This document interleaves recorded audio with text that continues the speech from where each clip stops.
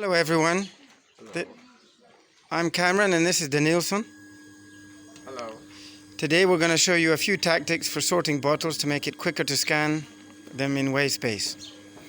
The first thing that we're going to do is take some bottles we collected earlier, a small quantity, and separate them out.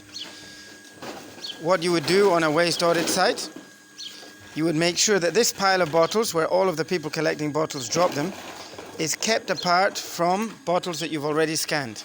This is very important to avoid scanning the same bottle twice and then getting your data mixed up. The first thing that we're going to do is group the bottles by product. What we can see is that some of the bottles, like this one, are in a very bad state, and other bottles like this one are pretty recent. The label is still on and you can still see the barcode and the product information. What we need to do then, Nilsson's going to start it now, is to separate the bottles by product. The key to this is identifying the shape and the color and the size of the bottle. Here's a good example. We've got 4 bottles of apparently the same product. We can see that one is larger. That's going to be a 2-liter size. And we can see that the other 3 are smaller. That's going to be a 1-liter size.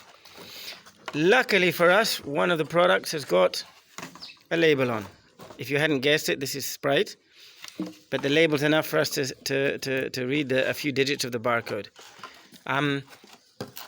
We can look here and you can see that this bottle, apart from the color, has got these specific bumps in its shape. Let's go to another bottle.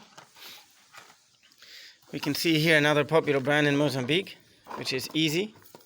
These bottles have got a specific shape. We can see they've got striations that are kind of curved like the waves of the sea. And that allows us to match this bottle, which has not got any label on anymore, to this same product. Here's another brand, popular in Mozambique, actually the most successful national brand in southern Mozambique. It's got, I hope you can see that, a specific kind of line at the bottom, a kind of wavy shape pointing down at the bottom of the bottle that the manufacturer chose to make the bottle distinctive, and we can use that even to identify, for instance, bottles like this, which are much more degraded by spending time in the sun and the rain. Here we've got some mineral water bottles. They've got a distinctive color. We can also find a smaller size of the same brand, and we can see here it's actually got a kind of embossed writing, which this manufacturer has got distinctive to their brand, and we can put that here. So what we end up with is a large number of bottles that we can identify either by the label or the shape, and a small number of bottles that we can't. So what we can do, let's put to one side the bottles which are we can't identify. So that's this one. This one has got enough of a label for us to try, and we can take here the ones we can.